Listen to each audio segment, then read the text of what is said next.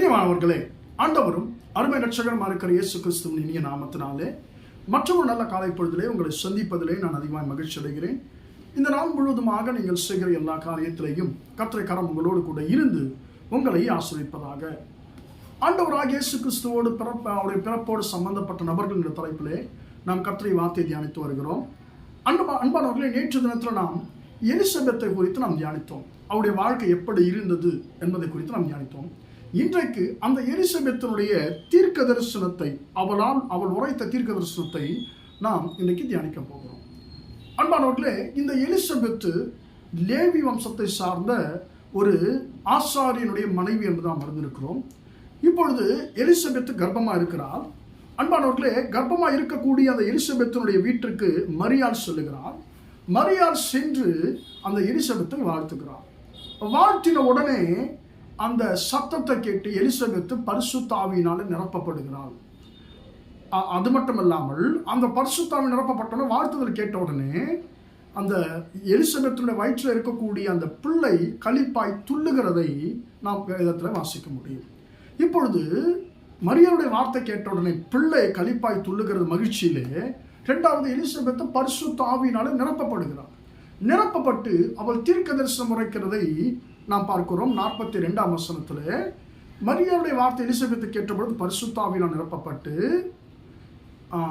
இந்த வார்த்தையை சொல்லுகிறதை பார்க்கிறோம். ஸ்திரீகளுக்குள்ளே நீ ஆசீர்வதிக்கப்பட்டவள், உன் கர்ப்பத்தின் கனியும் ஆசீர்வதிக்கப்பட்டது என்று சொல்லி அவர் சொல்லுகிற அந்த வார்த்தைகளை நாம் வாசிக்கிறோம்.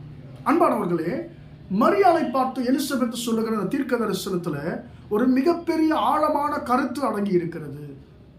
அவர் சொல்லுகிறார், ஸ்திரீகளுக்குள்ளே நீ ஆசீர்வதிக்கப்பட்டவள் சொன்னால் இந்த உலகம் தொடங்கி பிறந்த முதல் ஸ்திரீயான ஏவாள் முதற்கொண்டு அதாவது மரியாளுடைய அந்த காலகட்டம் வரைக்கும் மட்டுமல்ல, இந்த பூமியிலே நாம் உயிர் வாழ்கிற பூமி இருக்கிற கடைசி காலம் மட்டும் இருக்கக்கூடிய பிறந்த எல்லா ஸ்திரீகளுக்குள்ளேயும் ஒரே ஒரு ஸ்திரீ மட்டும்தான் ஆசீர்வதிக்கப்பட்டவள். அவர் யார் என்று சொன்னால் இந்த உலகத்தின் இரட்சகரை பெற்றெடுத்த மரியாள்.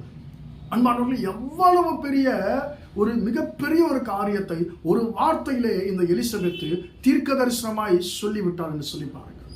இந்த உலகம் துவங்க முதல் முடிவு வரைக்கும் பிறந்து கொண்டிருந்த பிறக்க போகிற எல்லா ஸ்திரீகளுக்குள்ளேயும் நீ ஒருத்தி மட்டும்தான் ஆசீர்வதிக்கப்பட்டவன். அதான் அதனுடைய அர்த்தம்.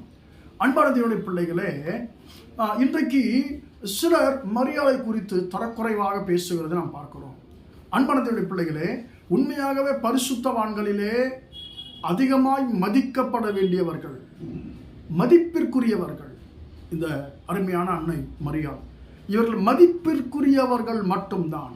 அன்பானவர்களே, இவர்கள் மதிப்பிற்குரியவர்கள், அன்பானவர்களே, கனத்திற்குரியவர்கள் என்பதை நாம் மறந்துவிடக்கூடாது. ஆனால் வணக்கத்திற்குரியவர்கள் அல்ல.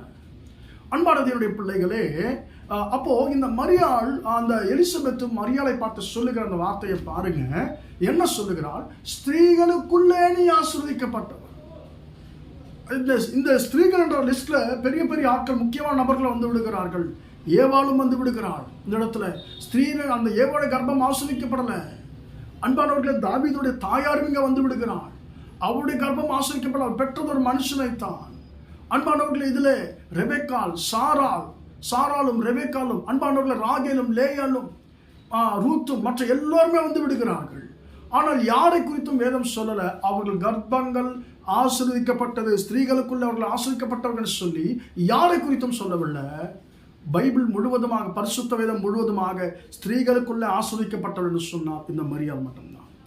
இந்த எலிசபெத் சொல்லுகிறாள், ஸ்திரீகளுக்குள்ளே நீ ஆசீர்வதிக்கப்பட்டவள். ஏன் என்று சொன்னால் இந்த உலக இரட்சகரை, இந்த உலகத்தின் ஒட்டுமொத்த கடந்த நிகழ்காலங்கள், வருங்காலங்களிலே ஒட்டுமொத்த ஜனங்களும் செய்து கொண்டிருக்கிற, செய்ய போகிற எல்லா பாவங்களுக்காகவும், முக்காலத்தில் இருக்கிற ஜனங்களுக்காகவும், அவருடைய பாவங்களை மன்னிப்பதற்காக ரத்தம் சிந்த போகிற உலகத்தின் இரட்சகரை உன் கர்ப்பம் சுமக்க போகிறது. நீ பெற்றெடுக்க போகிறாய். உலகத்தின் இரட்சகருக்கு நீ தாயாக போகிறாய். அதனால ஸ்திரீகளுக்குள்ளே நீ ஆசீர்வதிக்கப்பட்டவள். அது மட்டுமல்ல, உன் கர்ப்பத்தின் கனியும் ஆசீர்வதிக்கப்பட்டது. உன் கர்ப்பத்தின் கனி ஆசீர்வதிக்கப்பட்டது என்று சொன்னால், அந்த கர்ப்பத்தின் கனி உன் கர்ப்பத்தில் இருக்கிறது சாதாரண பிள்ளை அல்ல. இந்த உலகத்தின் பாவத்தை சுமந்து தீர்க்கக்கூடிய இரட்சகர். எனவே இந்த எலிசபெத்தினுடைய தீர்க்க தரிசனம் இயேசு கிறிஸ்துடைய பிறப்பை குறித்த தீர்க்க தரிசனங்களில் மிக மிக முக்கியமானதாய் பார்க்கப்படுகிறது. அவள் சொல்லுகிறாள், நீ ஸ்திரீகளுக்குள் ஆசிரிக்கப்பட்டவள், உன் கர்ப்பத்தின் கனி ஆசிரிக்கப்பட்டது. உன் கர்ப்பத்தை கர்த்தர் ஆசிரித்திருக்கிறார். உன் கர்ப்பத்தில் இருக்கிற பிள்ளை, இந்த நீ பெற்றெடுக்க போகிற பிள்ளை இந்த உலகத்தின் பாவத்தை சுமந்து தீர்க்க போகிறவர், எல்லாருக்கும் ஆண்டவராய் அவர் இருக்க போகிறவர் என்று சொல்லி அந்த எலிசபெத் சொல்லுகிறதை பார்க்கிறோம். அன்பானவர்கள், இரண்டாவது சொல்லுகிறாள், என் ஆண்டவருடைய தாயார் என்னிடத்தில் வந்தது, எதினால் எனக்கு கிடைத்தது. அன்பானவர்கள், இன்னும் பிள்ளை பிறக்கவே இல்லை. ஆனால் எலிசபெத் சொல்லுகிறாள், என் ஆண்டவருடைய தாயார். நிச்சயமாக நமக்கு தெரியும், மரியாள் எலிசபெத்தை காட்டிலும் பல வருஷங்கள் வயதிலே இளையவர்களாக இருந்திருப்பார்கள். அன்பானவர்களே, ஏன்னா மரியாளுக்கு இன்னும் திருமணம் ஆகலை, எலிசபெத்துக்கு திருமணம் ஆகி பல வருஷங்கள் ஆகிவிட்டது. அப்போ நிச்சயமாக ஒரு மரியாள் இந்த எலிசபெத்தினுடைய மகள், ஒரு மகள் பிறந்திருந்தா எலிசபெத்துக்கு மரியாளுடைய வயசுல இருந்திருப்பாங்க. அப்போ மகளுடைய வயசுல இருக்கக்கூடிய ஒரு பெண்ணை பார்த்து தாய் ஸ்தானத்தில் இருக்கக்கூடிய ஒரு பெண் சொல்லுகிறாள், நீ என் ஆண்டவருடைய தாயார், என்னுடைய எஜமானுடைய தாயார். என்ன அர்த்தம் அன்பானவர்களே? இந்த உலகத்தை ஆளப்போகிற ரட்சகரை நீ பெறப்போகிறாய்.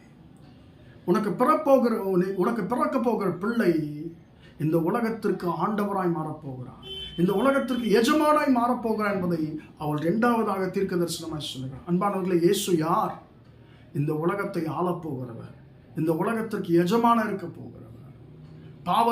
பாவத்தின் ஆளுகை நம்முடைய வாழ்க்கையை நீக்கிவிட்டு அவரே நம்மை ஆளப்போகிறார். அவர் சொல்லுகிறார், என்னுடைய ஆண்டவருடைய தாயார், என் எஜமானுடைய தாயார் என்று சொல்லுகிறார்.